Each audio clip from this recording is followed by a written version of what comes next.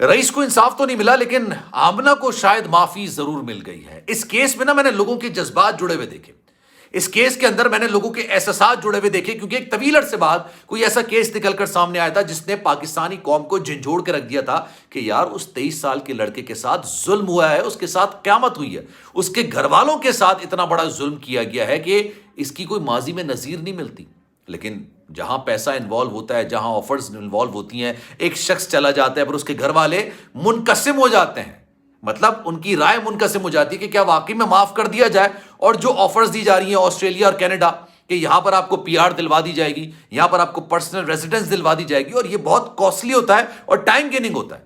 لیکن گارنٹی لے لیے کہ آپ آمنہ کی حد تک معاف کر دیں, ہم یہ تمام چیزیں آپ کو کرنے کے لیے تیار ہیں. پچھلے دنوں رئیس کی والدہ کی جب آمنہ سے تنہائی میں ملاقات ہوئی, اور اس ملاقات کی درخواست بھی آمنہ نے رکھی تھی, اس ملاقات کی اندرونی بسم اللہ الرحمن الرحیم. السلام علیکم, آپ سبھی کو خوش آمدید. میں ہوں سلمان مرزا اور آپ دیکھ رہے ہیں میرا یوٹیوب چینل اور Facebook page sum up with Salman Mirza. جناب بہت شکریہ یہ ویڈیو دیکھنے کے لیے آپ سبھی نے وقت نکالا ہے. ویڈیو کے آغاز میں تہہ دل سے آپ سبھی کا میں شکریہ ادا کرتا ہوں, لیکن دعا ہے میری کہ آپ جہاں ہوں خیر و عافیت سے ہوں, صحت مند ہوں اور تندرست ہوں. جناب پاکستان کی تاریخ میں بہت سارے ایسے کیسز ہیں جن میں نہ گواہ کی ضرورت ہوتی ہے, نہ ایگزیکیوشن کی ضرورت ہوتی ہے, قاتل موجود ہوتا ہے, مقتول کے گھر والے موجود ہوتے ہیں, وہ اوپن اینڈ شٹ کیس ہوتا ہے. مطلب موقع واردات سے ہی ملزم کو گرفتار کر لیا, آلہ قتل برآمد کر لیا, تمام ایویڈنس موجود ہے, یہاں تک کہ جس نے قتل کیا ہے اس کا اقبال جرم بھی موجود ہے, یعنی کنفیشن والا بیان بھی موجود ہے. لیکن اس کے باوجود وہ کیسز اپنے منطقی انجام تک نہیں پہنچتے. یہ ہمارے یقین جانیے اس معاشرے کا ایک بہت بڑا المیہ ہے, یہ ایک سوالیہ نشان ہے. اور بہت سارے کیسز کے اندر ایک کیس جو ہے نا وہ ڈیلیوری بوائے قتل کیس کا بھی ہے. رئیس میں جس طرح سے قتل کیا گیا ڈیلیوری بوائے رئیس کو, 23 سال کا یہ لڑکا جس کو انتہائی بے دردی کے ساتھ مارا گیا, قتل کیا گیا, بہیمانہ تشدد کیا گیا, اور اس کے بعد اس کی لاش کی بے حرمتی کی گئی, اس کی لاش کو جلایا گیا, اس کے گھر والوں پر اتنا شدید ظلم کہ بھائی اس کے آخری دیدار تک کا موقع نہیں دیا گیا. ان کو یہ نصیب بھی نہیں ہوا کہ اپنے بچے کو, 23 سال کا بچہ جس کی کچھ عرصے کے بعد شادی تھی, اس کو لحد میں اتار سکتے. لیکن جناب میں آپ سے جو بات کہہ رہا تھا اس کا مقصد ہی یہی تھا کہ بے تحاشا کیسز ایسے موجود ہوتے ہیں جس میں کچھ بھی کرنے کی ضرورت نہیں ہوتی, ملزم مجرم سب وہاں پر موجود ہوتے ہیں, لیکن اس کے باوجود اس کو صاف نہیں ملتا ہے. ڈیلیوری بوائے قتل کیس کے اندر بھی کچھ اس طرح کے معاملات نظر آ رہے ہیں کہ رئیس کو تو انصاف نہیں ملا, البتہ آمنہ کو معافی ضرور مل گئی. اس کیس کے اندر نا میں نے لوگوں کا انٹرسٹ دیکھا ہے, اس کیس کے اندر میں نے لوگوں کے جذبات جڑے ہوئے دیکھے ہیں. اس سے پہلے میں نے شاید دعا زہرا والا کیس تھا جس میں میں نے لوگوں کے جذبات جڑے ہوئے دیکھے تھے, جس میں میں نے لوگوں کی ایموشنز کو جڑے ہوئے دیکھا تھا.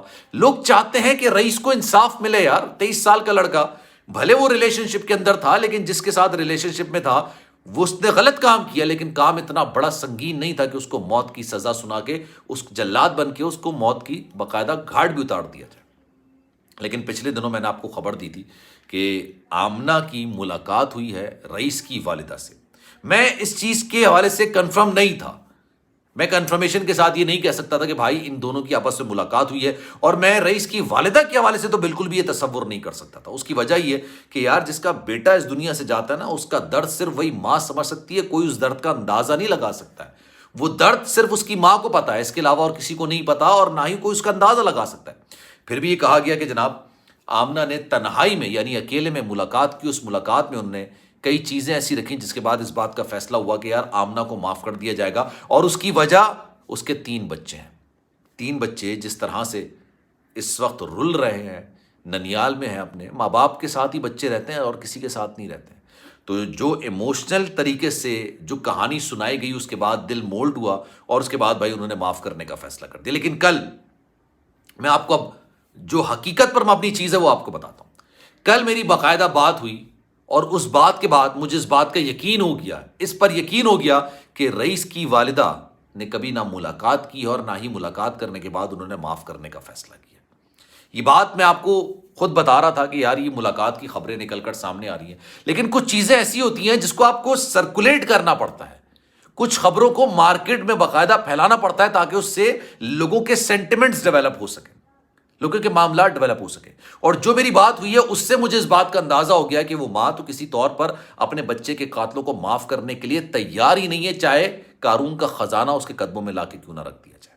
لیکن ایک بات کی اور کنفرمیشن ہوئی ہے، میری خبر کی ایک اور تصدیق ہوئی ہے. ان کو باقاعدہ طور پر آفر کی گئی ہے کہ آپ 2 گھر لے لیں یہاں پر، اور اگر آپ نے آسٹریلیا یا کینیڈا، کیونکہ یہ ویلفیئر سٹیز ہیں، سوری کنٹریز ہیں، مطلب یہ وہ ممالک ہیں جہاں پر آپ کو پرسنل ریزیڈنس مل جاتی ہے، پی آر مل جاتی ہے، اور یہ ویلفیئر والے ہیں، یہاں پر آپ کو باقاعدہ چھت مل جاتی ہے. بڑے پیسے لگتے ہیں. آپ کو اگر کینیڈا کے لیے اپلائی کرنا ہے پی آر کے لیے تو 60 لاکھ روپے آپ کو دکھانے ہوں گے جو آپ کی بینک کے اندر پچھلے 6 مہینے سے پڑے ہوئے ہوں. تو یہ ایک لمبا پروسیس ہوتا ہے اور ٹائم گیننگ ہوتا ہے، ساتھ ساتھ کاسٹلی بھی ہوتا ہے، بہت مہنگا بھی ہوتا ہے. لیکن ان کو آفر کی گئی ہے کہ آپ کے تمام گھر والوں کو ہم پی آر کے لیے باہر بھیج سکتے ہیں.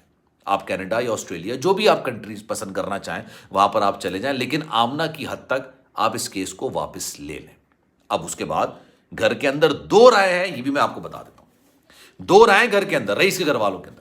ایک تو یہ کہہ رہے ہیں کہ بھائی رئیس اٹھ کے معاف کرے گا تو معاف ہو گیا، ادروائز معافی نہیں ہوگی.